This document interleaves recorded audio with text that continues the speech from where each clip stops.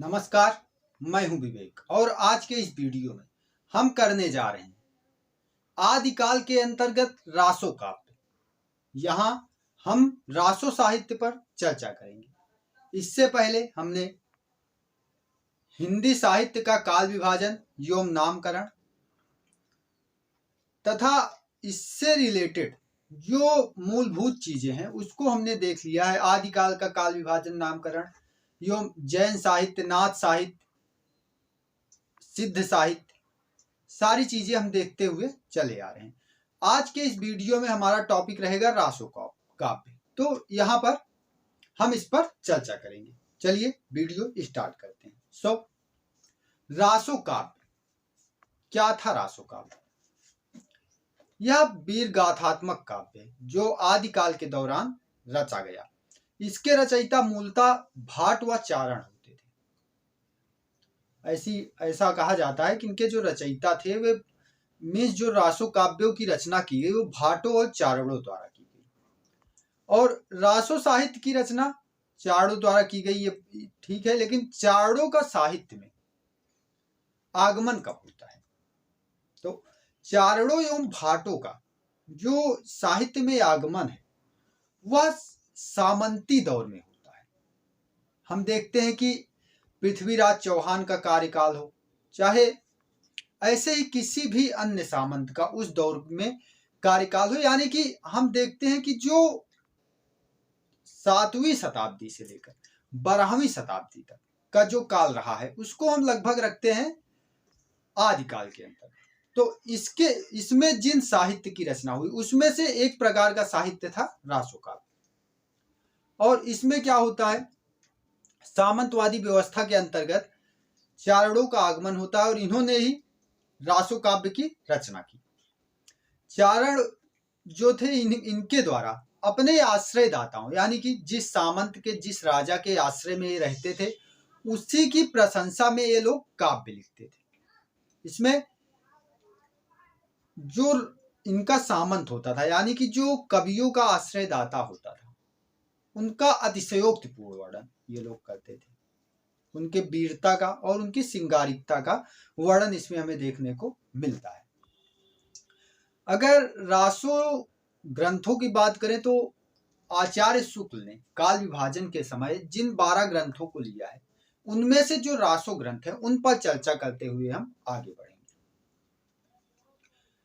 तो आदिकाल को आचार्य शुक्ल द्वारा वीर गाथा काल कहा गया है और इस काल का नामकरण करने के लिए उन्होंने जिन 12 पुस्तकों को आधार लिया है उन्हीं को लेकर हम बढ़ने जा रहे हैं। इनमें से अधिकतर वीर गाथात्मक है, तो इनमें से जो वीर गाथात्मक है उनको लेंगे और बाकी चीजें हम छोड़ देंगे, उसको अगले वीडियो में देखेंगे। चलिए देखते हैं इनमें इन 12 ग्रंथों में कौन कौन से ग्रंथ शामिल है। पहले तो हम सारा देख लेते हैं। तो सबसे पहला है इसमें विजयपाल रासो, उसके बाद खुम्मार रासो, बीसल देव रासो, पृथ्वीराज रासो, जय चंद प्रकाश, जय मयंक जस चंद्रिका, परमाल रासो, विद्यापति की पदावली, कीर्तिलता, कीर्ति पताका एवं अमीर खुसरो की मुकरियां। इन 12 प्रकार की रचनाओं को लेकर आचार्य शुक्ल ने काल विभाजन एवं इसका आदिकाल का नामकरण किया है।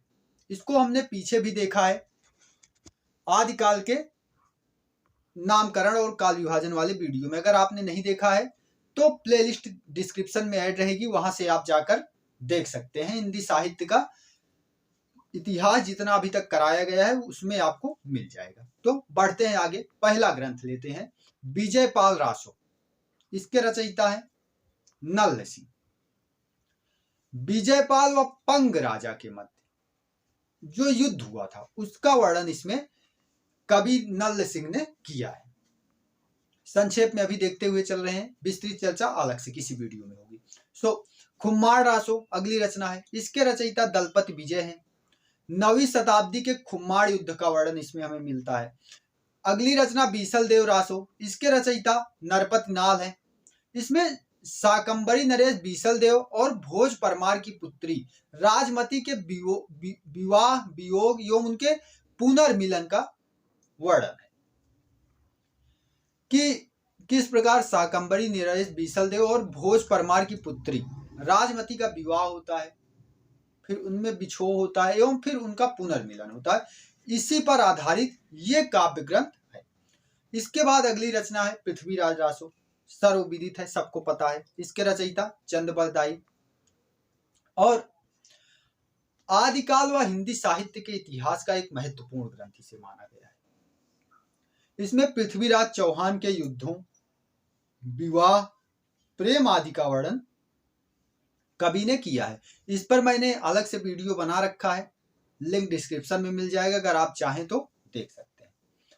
उसके बाद अगली रचना आती है जय प्रकाश। इसके रचयिता हैं भट्ट केदार। अगली रचना जय मयंक जस चंद्रिका। इसके रचयिता मधुकर हैं। एवं अगली रचना हम्मीर रासो। इसके रचयिता हैं सारंगधर। परमाल रासो जिसे आला खंड भी कहा जाता है, इसके रचयिता हैं जगनिक। एवं इस प्रकार ये रचनाएं तथा इसके बाद बचती है हमारे पास विद्यापति की पदावलियां, कीर्तिलता, कीर्ति पताका एवं अमीर खुसरो की मुकरियां। इस पर हम आगे चर्चा करेंगे अगले वीडियो में। यहां पर हमने क्या देखा कि जो रासो काव्य, इसमें मूलतः चीजें क्या मिल रही हैं हमें। इसमें युद्ध और प्रेम का वर्णन हमें मिल रहा है, क्योंकि जो कवि होता था वो एक आश्रयदाता के संरक्षण में रहता था, तो उसका गुणगान करना एवं उसकी वीरता का अतिशयोक्तिपूर्ण वर्णन करना उसका परम कर्तव्य होता था और वो ऐसा करता था। जैसे हम देखते हैं कि जब पृथ्वीराज की सेना जा रही होती है, उसका वर्णन चंद बरदाई करते हैं कि उनकी सेनाओं के चलने से पूरा आसमान में घना कोहरा छा जाता है, ऐसा अतिशयोक्तिपूर्ण वर्णन है। और इसके बाद रासो काव्य का मूल उद्देश्य जो होता था, यह अपने सामंतों का मनोरंजन एवं उनके वीरता का वर्णन होता था। युद्ध प्रसंग और प्रेम इसके प्रमुख विषय होते थे। अतः हम पाते हैं कि ये जो तत्कालीन आम जन समाज था, आम जन से काफी दूर का साहित्य है। इस साहित्य को आम जनमानस से कोई मतलब नहीं मिलता, यानी कि इनको आम जनमानस से कोई भी मतलब नहीं है। सामंती व्यवस्था के चारण कवियों द्वारा जीवन के उन पक्षों को अनदेखा किया गया जिनका संबंध जीवन के अभावों तथा आम जनमानस से था। इस पर हमने बात की।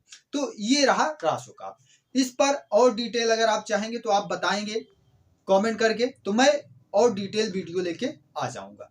बाकी इतने से आपको बेहतर हेल्प मिलने वाली है। मिलते हैं अगले वीडियो में, बने रहिए साथ में। वीडियो पसंद आया तो लाइक करिएगा, चैनल को सब्सक्राइब करिएगा। धन्यवाद।